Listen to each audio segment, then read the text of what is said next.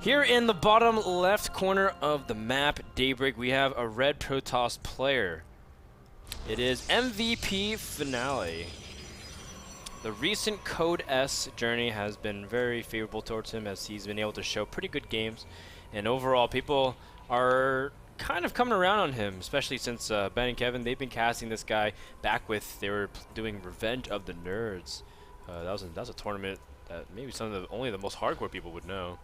Yeah, it was like a music festival that just decided on a whim that they're going to have a StarCraft tournament. And Finale won it. He did. Over in the top right from Team Gamma Bears, it's Sen, the most talented Chinese-speaking StarCraft 2 player, at least as far as I know. People are saying Com could have a big chance in the WBC, or sorry, BWC. WBC is a famous cannon rusher. Sen, of course, is everyone's big hope, though, especially since he won Taiwan very easily. And generally speaking, Sen is just one of the best players outside of Korea consistently. Yes, sir. We talk a lot about Daybreak and how the matchup seems very kind of set, right? The metagame's kind of set on Daybreak, but Sen's the kind of player that takes the metagame and just kind of punts it out the window and says, you know what, I'm going to do what I'm going to do, and deal with it if you can. So Sen is like General Patton. All right, I'm gonna let you run with this one. No, I'm just saying, he doesn't care by conventional rules. Sen would slap his own queen if she wasn't paying attention. Sen would never slap a woman, for starters. He's a gentleman. Fine, he'd slap his own Ultralisk. Don't you think? I could see that. Yes.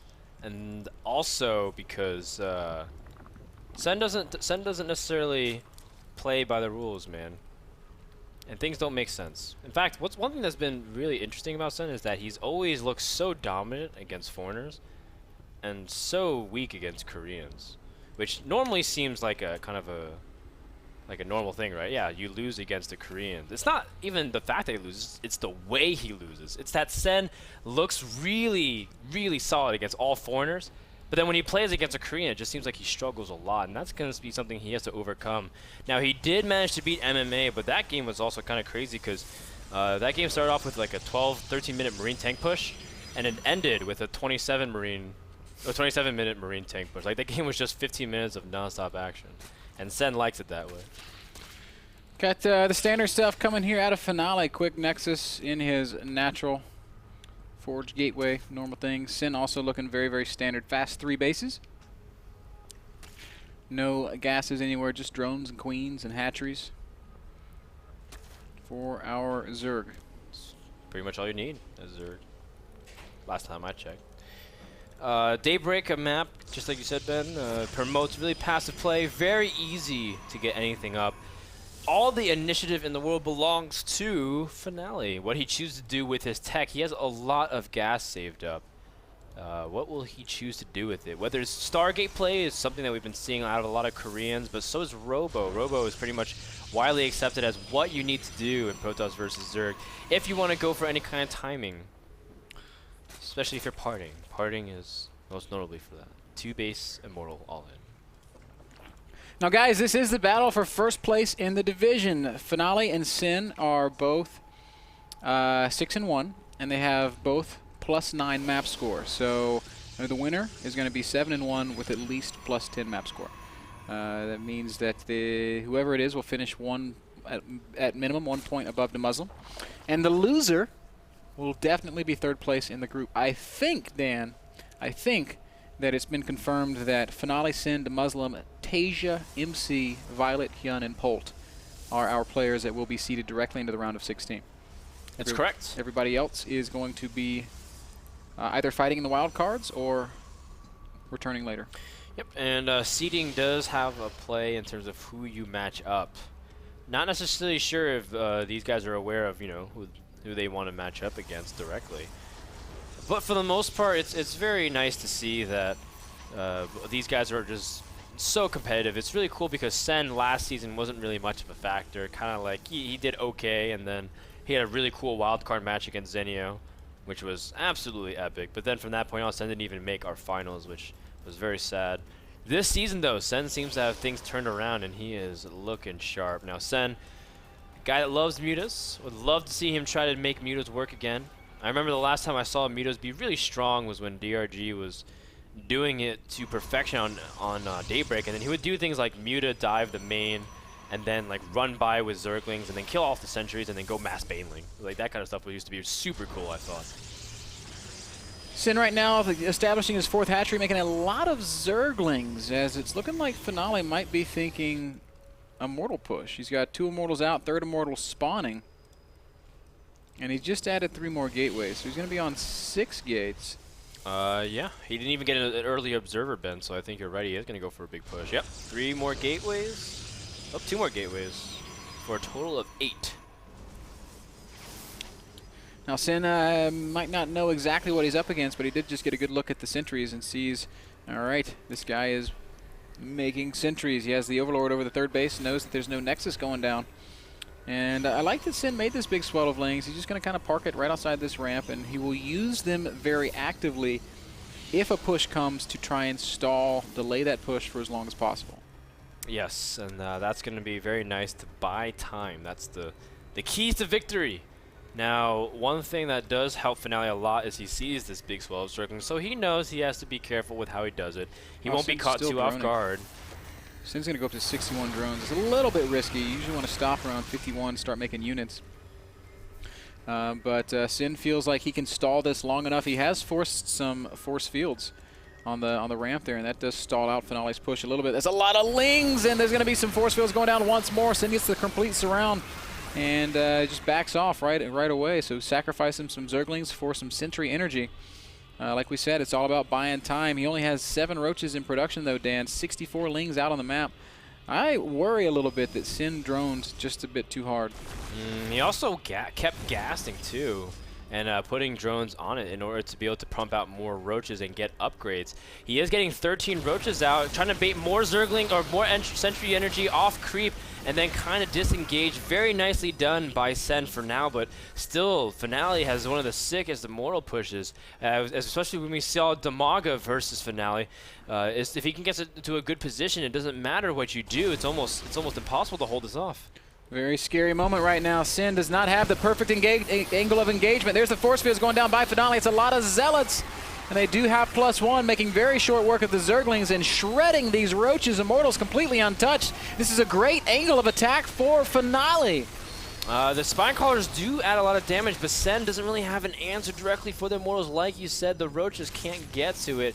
Sentry energy is pretty low, though. Finale running out of juice there, but I mean, once he's able to go for this giant push. Sen pulling all his drones, though. He's very serious about ending this as soon as possible. Couple force fields pop.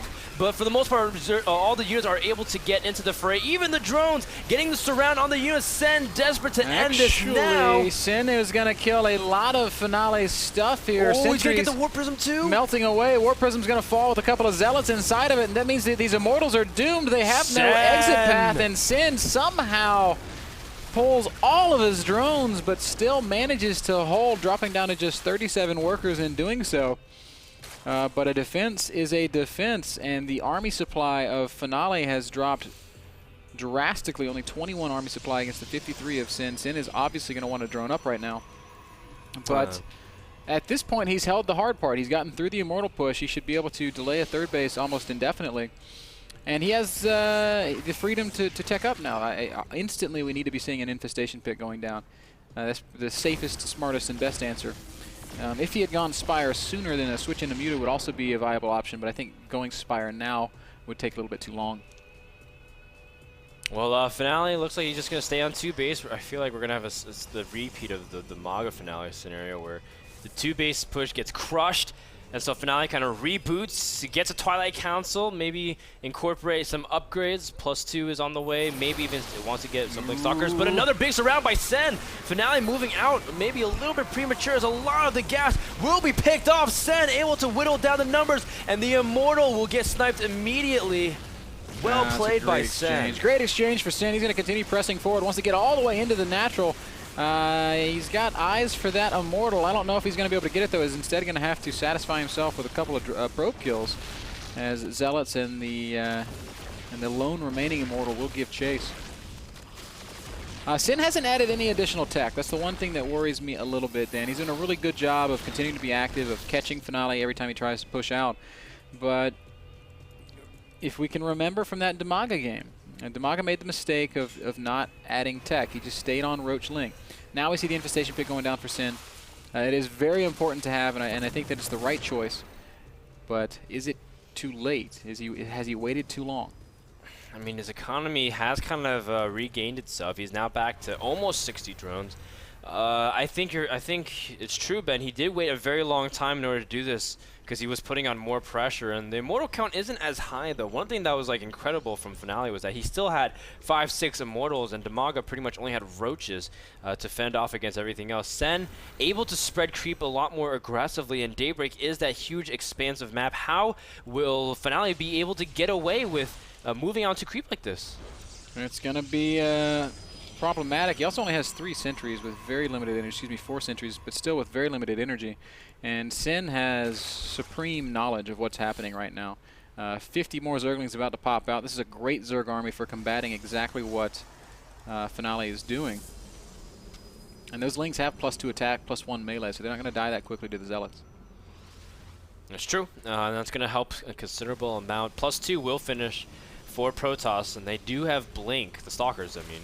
Oh wow, he's gonna set himself up for a huge flank. Sen trying to go in to trap the escape as well. Stalkers will be able to blink, but look at the engagement. Immortals are shooting every which direction, not even focusing on any of the Zerglings. Sen able to get a nice engagement, now crushing through. No more force fields. Roaches are coming in for the kill. Does Sen have enough to hold it off? The Immortals are dropping extremely quickly. The last burst is going to be enough. GG, and Sen holds off the 2 base Immortal all in that looks so devastating from the beginning and gets a 1-0 lead.